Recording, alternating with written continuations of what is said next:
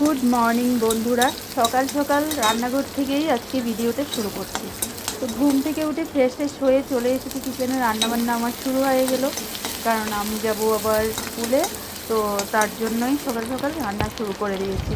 তো এখানে আজকে করছি হলো ঢেঁকি শাক আলু দিয়ে শুটকি মাছ দিয়ে রান্না হচ্ছে। তো রান্নাটা বসিয়ে দিয়েছি। আর এক দুপদ মানে সকালবেলা আমি এক পদ বা দুপদই রান্না করে যাই, তো তার মধ্যে এটা একটা হয়ে গেল। এখন নেক্সট আবার কি করছি তো দেখি। ব্লগটা কিন্তু আজকে শুরু হলো সকাল সকাল, তো তোমরা সাথে থাকো, ভিডিওটা দেখতে থাকো, আশা করছি তোমাদের ভালো লাগবে। তো তারপর এই যে দেখো, এখানে হাতে এক কাপ চা নিয়ে দাঁড়িয়ে আছি, কারণ চা করে নিয়েছি। তো এখন চাটা খাবো আর স্কুলে যাব, ঠিক আছে। তো বন্ধুরা, স্কুল থেকে বের হয়ে সোজা চলে এসেছি একটা মলে। দেখো, তো এখানে ভি-মার্টে এসেছি আমি। আর মলে অনেক কিছুই দেখছিলাম, আর মলে আসার পেছনে একটা রিজনও ছিল আজকে। তো সেটা হলো এ মাসেই আমাদের অ্যানিভার্সারি। তো তার জন্য বরের জন্য একটা গিফট নিতে এসেছি। তো ভাবলাম চলো আজকে মানে আর বেশি দেরি নেই, আর 2-3 দিন আছে। তো তার জন্য ভাবলাম চলো বরের জন্য একটা গিফট কিনে নিই। তো এখানে বরের জন্য দেখতে এসে তো জানোই, বরের জন্য তো নিয়েছি, আবার আমার জন্য অনেক কিছু নিয়ে নিয়েছিলাম। মানে আমার জন্য বলতে আমার সংসারের জন্য। তো অনেক কিছু দেখছিলাম এখানে। তো এখানে কিছুটা সময় আমরা কাটিয়েছি, আর আমার সাথে কিন্তু রিমঝিমও ছিল। তো রিমঝিমকে তোমরা হয়তো বা দেখছো না, কারণ ওই ক্যামেরাটা করছে আর কি, তার জন্যই তোমরা ওকে দেখছো না।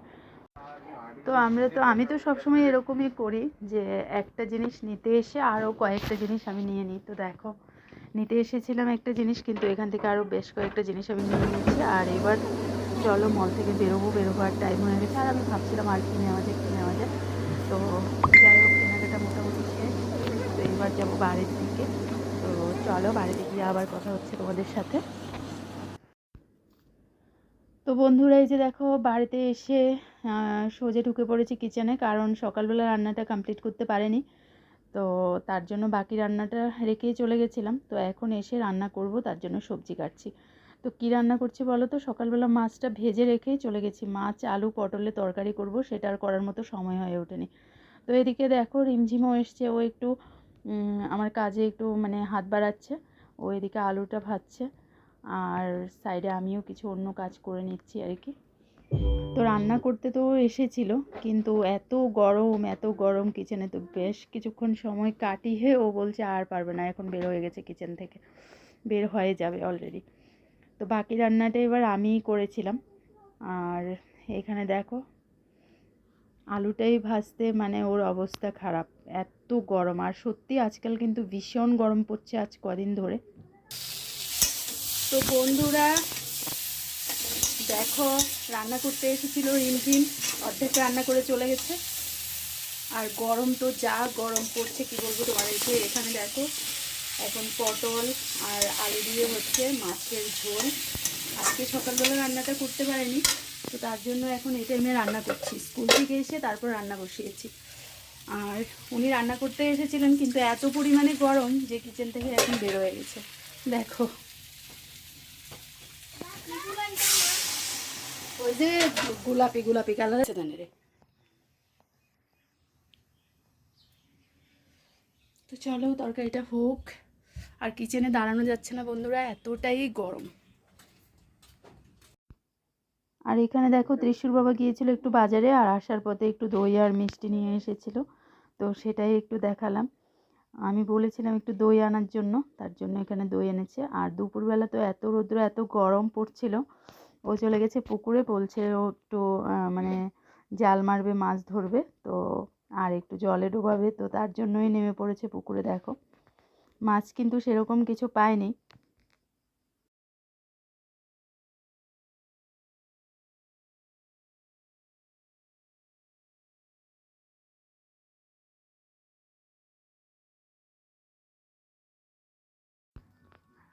আর বন্ধুরা, বিকেলবেলা বাইরের ওয়েদারটা এরকম ছিল। আমার পায়রাগুলো দেখো চালের উপরে, আর আকাশে দেখা যাচ্ছিল প্রচুর মেঘ। মনে হচ্ছিল বৃষ্টি একদম নামবে এরকম হয়েছিল আর কি আকাশটা। তো বিকেলের সুন্দর মুহূর্তটা একটু তোমাদের সাথে শেয়ার করলাম। আর দেখো, দেখাই যাচ্ছে যে আকাশে প্রচুর পরিমাণে মেঘ। তো আজ কদিন যা গরম পড়ছে তার জন্য বৃষ্টিটা কিন্তু খুবই দরকার। তো বৃষ্টি যদি একটু হয়ে যায় তাহলে রাতে ঠান্ডা পড়বে। আজকে এমনিতেই অন্য দিনের থেকে আজকে মনে হচ্ছে একটু বেশিই গরম পড়েছে। তো জানি না বৃষ্টি হবে কি না, কিন্তু মেঘ ছিল আকাশে। তারপর চলো এবার কিচেনে যাচ্ছি। এদিকে কিচেনে এসে সন্ধেবেলা রাতের রান্নাটা আমি শুরু করে দিয়েছি। আর গরমের জন্য আজকাল মানে কি বলবো অবস্থা, বলে তোমাদেরকে বোঝাতে পারবো না। পুরোটা ব্লগেই আজকে বলেছি যে গরম গরম গরম, সত্যি মানে এত গরম পড়েছে। এখানে দুপুরবেলারই তরকারি ছিল, তো গরম করে নিলাম। আর ভাতটা দেখলে হয়ে গেল। আর এখানে হলো গিয়ে একটা এই মাছ পেয়েছিল আজকে, তো সেই মাছটাই আজকে এখন এইবেলা মানে রান্না হবে আর কি। এই যে দেখো, এই একটা মাছ পেয়েছে, এই মাছটাকে এখন মাছ পাতুরি করব, পেঁয়াজ কাটবো।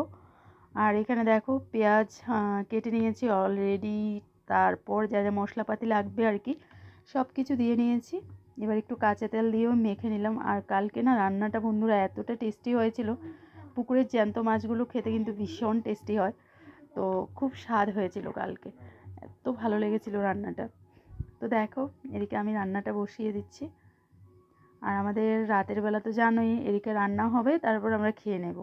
খেয়ে পুরো কিচেন ক্লিন করে তারপর চলে যাব শুতে। আমি কিন্তু রাত্রিবেলা খাওয়ার পর আমার যদিও কিচেনে বেসিনের ব্যবস্থা আছে, কিন্তু জলের ব্যবস্থা নেই। তারপরেও বাসনপত্রগুলো মানে রেখে, উচ্ছিষ্ট বাসনগুলো রেখে না আমার শুতে একদম ভালো লাগে না। ত্রিশুর বাবারও এটা অনেক আগের থেকে ওরও অভ্যেস, আর ও কিন্তু পছন্দ করে না। তো তার জন্য আমি সব কিছুই রাত্রিবেলা কিচেনটাকে ক্লিন করে রাখি, যেহেতু সকালবেলা আমাকে স্কুলে যেতে হবে। তো সকালবেলা উঠে কিচেন ক্লিন করার মতো আমার সময় হয় না। সকালবেলা উঠবো, নিজে একটু চেঞ্জ ফেঞ্জ করবো, তারপর ঘরদোরগুলো ঝাড়ু করব, একটু দরজায় জল দেবো, তারপর চলে যাব সোজা ব্রাশ কলগেট নিয়ে। তো সেখান থেকে এসেই আমি রান্নাবান্না শুরু করে দিই।